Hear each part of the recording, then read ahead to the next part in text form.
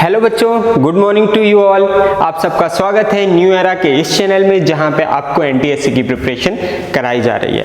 मेरा नाम है अंकेश और मैं आप सबको फिजिक्स पढ़ाता हूं। तो चलिए नेक्स्ट लेक्चर पे चलते हैं फॉर इलेक्ट्रिसिटी। अभी तक हमने देखा कि ओम्स लॉ क्या है और रेजिस्टेंस के बारे में हमने बहुत सारी चीज़ें सीखी। अब इसी में एक कड़ी जोड़ते हुए हमने एक क्वेश्चन देखा था जो मैंने आपको होमवर्क दिया था, पहले वहाँ से स्टार्ट करते हैं और आगे ये देखते हैं कैसे टेम्परेचर से रेजिस्टेंस का वेरिएशन होता है और भी कई चीज़ें हैं। चलिए आइए आगे देखते हैं।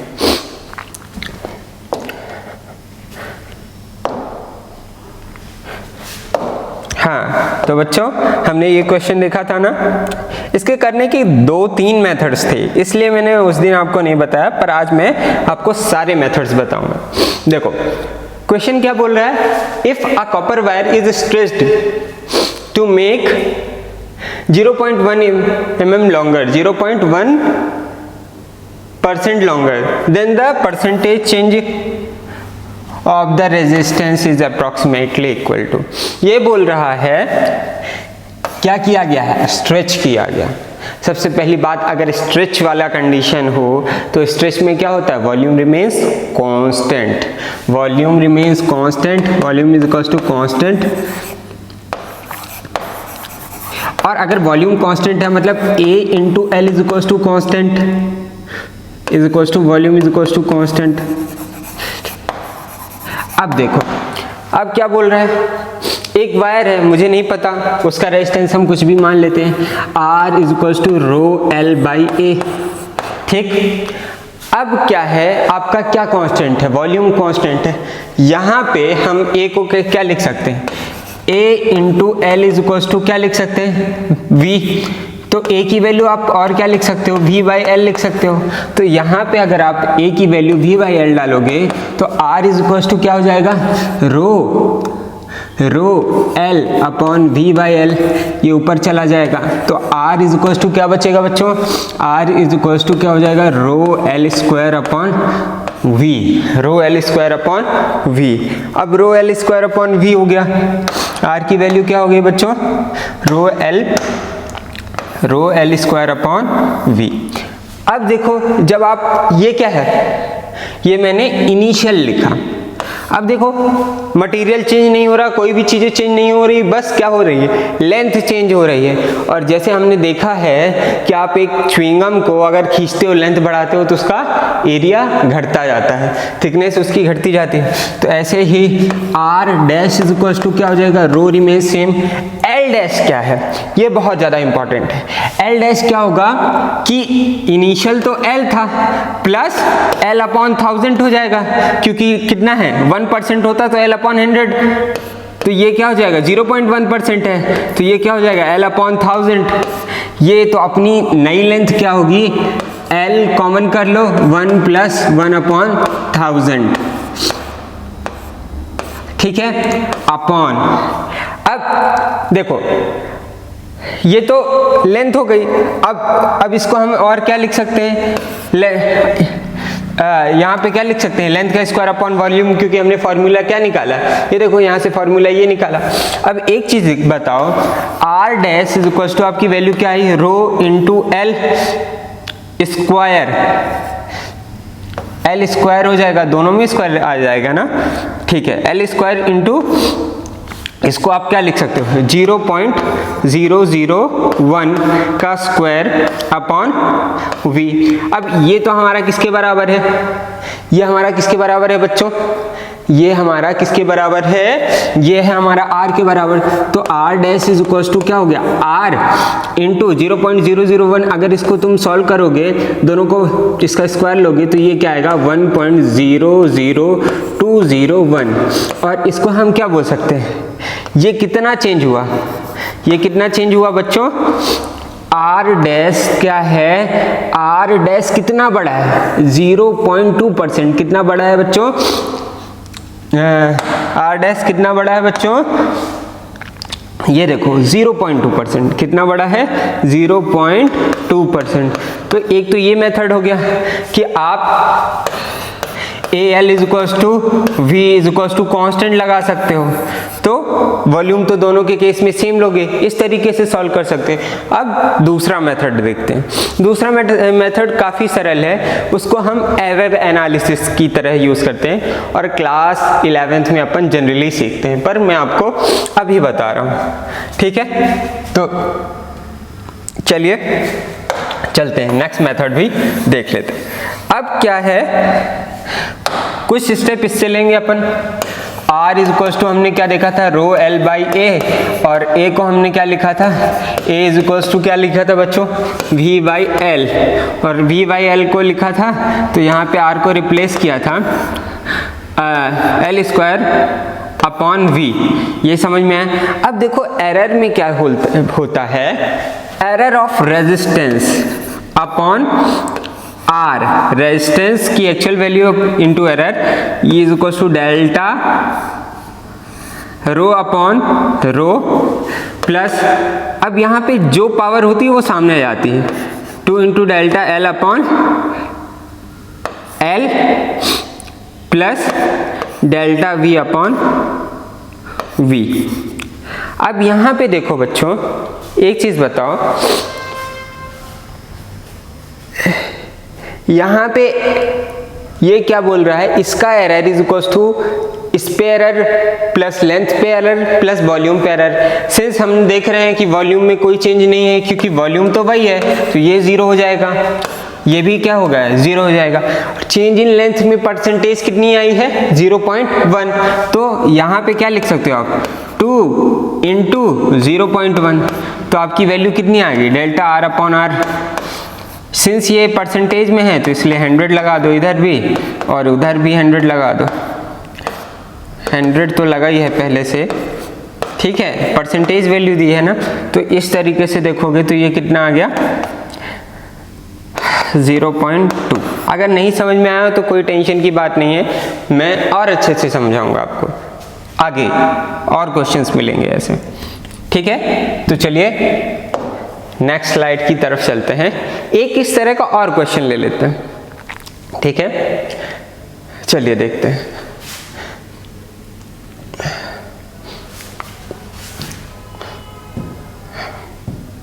हाँ, तो अब देखिए एक क्वेश्चन है, a wire of 4 ohm, question क्या है, अ वायर ऑफ 4 ओम, कितना, 4 ohm, is stretched to double its length,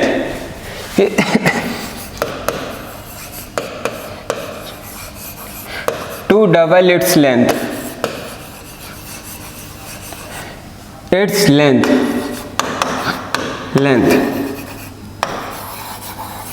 find new resistance, find the new resistance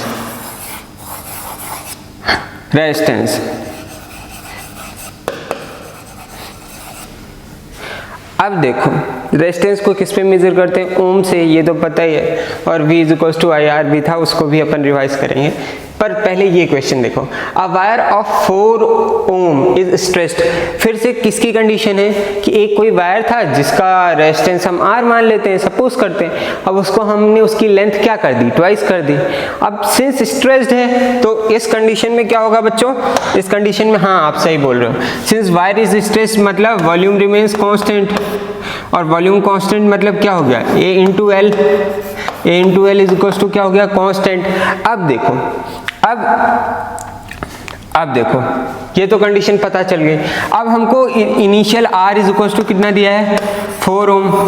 अब कोई भी रेजिस्टेंस है उसको क्या लिख सकते हैं, रो L बाई ए लिख सकते हैं, ठीक है, हमने ये लिख दिया। अब भी इसकी वैल्यू किसके बराबर है, रो L बाई ए। अब देखो सेम मटेरियल को स्ट्रेच किया गया, तो अब भाई लेंथ डबल कर दी गई, तो हम देखते हैं क्या इफेक्ट है। R dash is equal to, substance same है, रेजिस्टिविटी सेम रहेगा, रो L की वैल्यू कितनी है, पहले अगर मान लो L थी तो अब कितनी हो जाएगी, 2L हो जाएगी। अब बच्चों एरिया के बारे में नहीं पता, किसके बारे में नहीं पता, एरिया के बारे में। अब देखो A1 L1 is equal to क्या होगा, A2L2 होगा, क्योंकि वॉल्यूम रिमेन्स कांस्टेंट। तो यहाँ से देखोगे A1 की जगह A, L1 की जगह L था, A2 की जगह पता नहीं, और L2 की जगह 2L हो जाएगा। तो LL तो कैंसिल हो गया, तो A2 कितना आ गया, ये 2 नीचे चला जाएगा, A2 इज इक्वल टू क्या हो जाएगा, A/2। तो यहाँ से हमको क्या पता चला कि यहाँ पे A2 की वैल्यू हमको नहीं पता थी। अब वो A2 की वैल्यू क्या रख देंगे, रो 2L अपॉन A/2। ये कहाँ पहुँच जाएगा, ऊपर पहुँच जाएगा बच्चों। तो ये कितनी वैल्यू आ गई, 4 रो L अपॉन ए। और रो L अपॉन ए किसके बराबर है बच्चों, हमने पहले ही देखा है, रो L अपॉन ए की वैल्यू किसके बराबर है, R के बराबर। तो यहाँ पे R रख दोगे तो 4 टाइम्स ऑफ R। तो R डैश की वैल्यू हमको कितनी मिली बच्चों, R dash is equal to कितना, 4 टाइम्स ऑफ R। और 4 टाइम्स ऑफ एक R की वैल्यू कितनी थी, 4 ओम। तो ये 4 इंटू 4 इज इक्वल टू 16। तो इस तरह के क्वेश्चंस में हमें सिर्फ ये ध्यान रखना है कि अगर स्ट्रेस्ड है मतलब वॉल्यूम रिमेन कांस्टेंट, मतलब A1 L1 is equal to A2 L2 या A into L is equal to constant को अलग अलग तरीकों से यूज करके हम क्वेश्चंस को बनाते हैं। समझ में आया ना। तो चलिए अब चलते हैं, हम देखते हैं कि effect of temperature on resistance. ठीक है, आइए देखते हैं। हाँ, आइए देखते हैं effect of temperature on resistance. तो हेडिंग है effect of temperature on resistance, of temperature on resistance. Effect of temperature on resistance. अब देखो मैंने उस दिन थोड़ा सा बता दिया था, 2 केसेस हो गए, एक कंडक्टर और दूसरा क्या हो गया, सेमीकंडक्टर।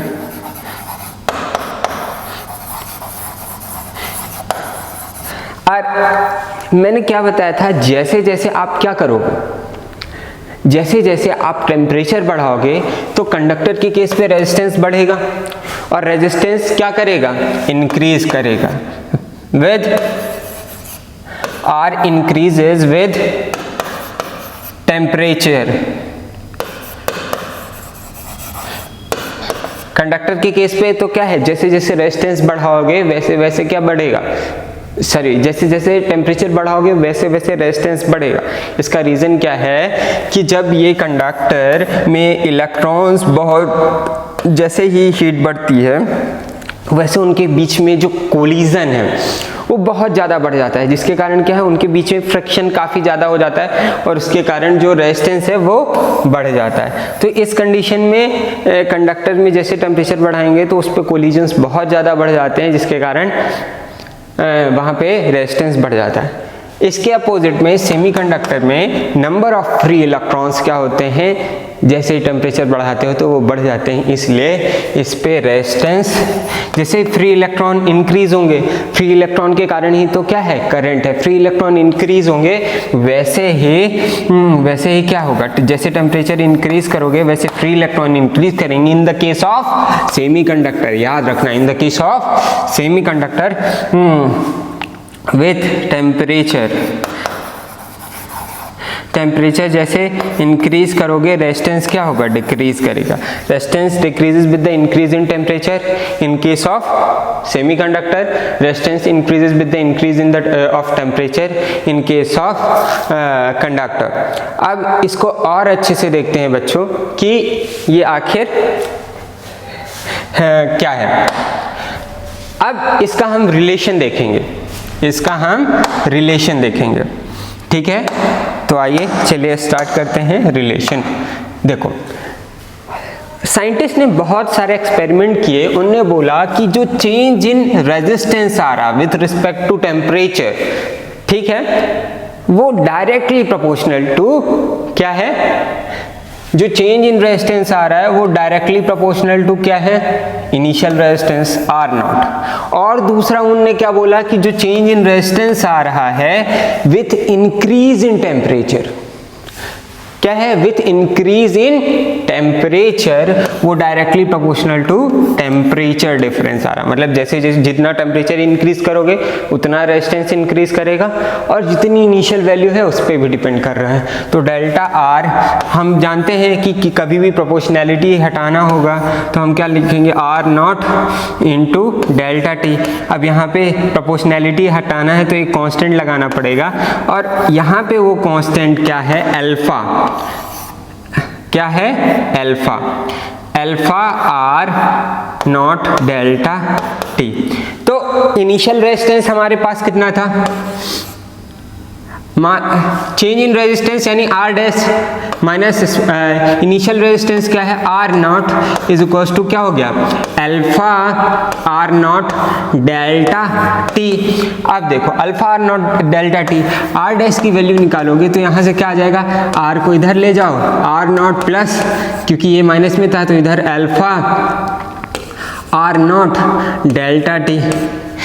अब यहाँ पे देखो R dash is equals to, R not को कॉमन कर लो, कॉमन करोगे बच्चों तो 1 प्लस अल्फा डेल्टा टी आएगा। क्या आएगा, अल्फा डेल्टा टी आ गया। क्या क्या बचा इधर, अल्फा और डेल्टा टी, है ना। तो यहाँ से हमने क्या देखा बच्चों कि R dash is equals to R not into 1 plus alpha delta T. समझ में आया। अब यहाँ से आप एक चीज देखो, बहुत अच्छे से समझ में आएगा कि यहाँ से एक चीज बहुत अच्छे से समझ में आएगा कि अब देखो यहाँ पे अल्फा को क्या बोलते हैं, थर्मल कोफिशिएंट ऑफ रेजिस्टेंस। क्या है, thermal coefficient of resistance.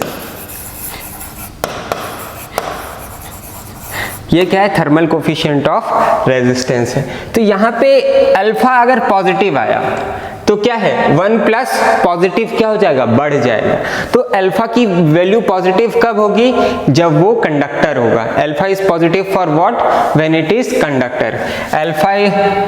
Alpha जो है पॉजिटिव किसके लिए होगा, पॉजिटिव होगा, अल्फा पॉजिटिव होगा किसके लिए, कंडक्टर, और अल्फा निगेटिव किसके लिए होगा, सेमीकंडक्टर।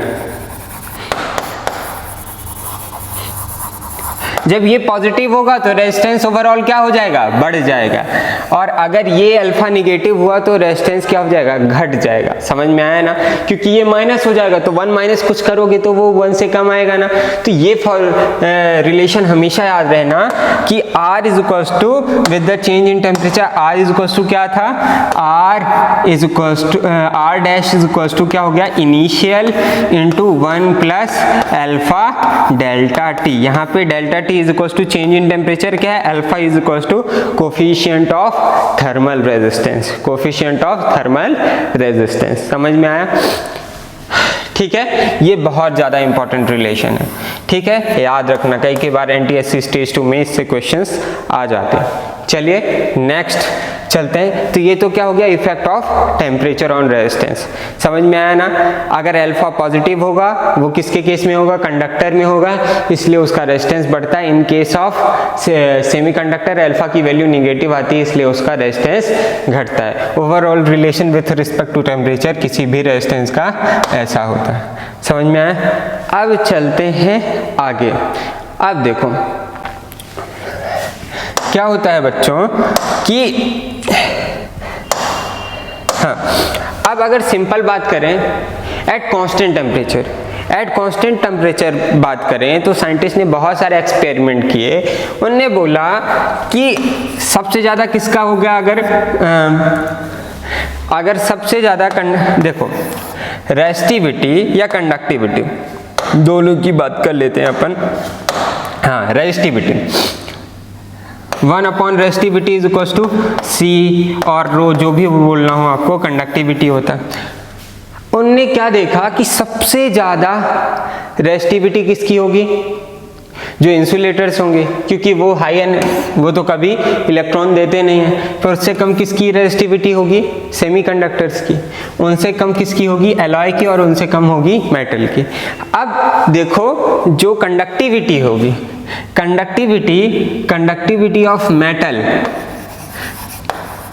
यही इनवर्स रिलेशन हो जाएगा, is greater than that of alloy. मतलब तुमने देखा होगा कि हम जो फिलामेंट बनाते हैं टंगस्टन और बहुत सारे निक्रोम, ये बहुत सारे एलॉय से बनाते हैं।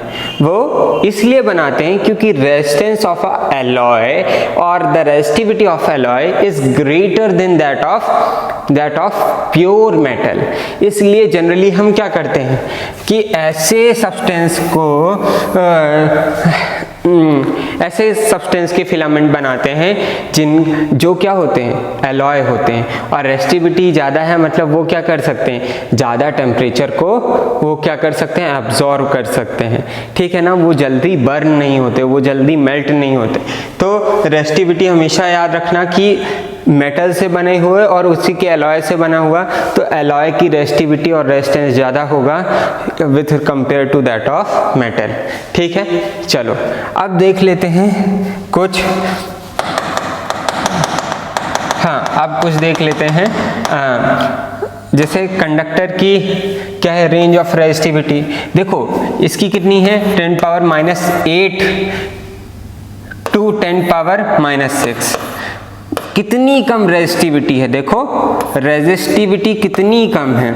ठीक है, अब यहीं पे देखो इंसुलेटर की 10⁸ टू 10⁻16, भाई कितनी ज़्यादा रेजिस्टिविटी है, देख रहे हो बच्चों कितनी ज़्यादा है। और सेमीकंडक्टर की दोनों के बीच पे लाई कर रही है, 10⁻⁵ टू 10⁻²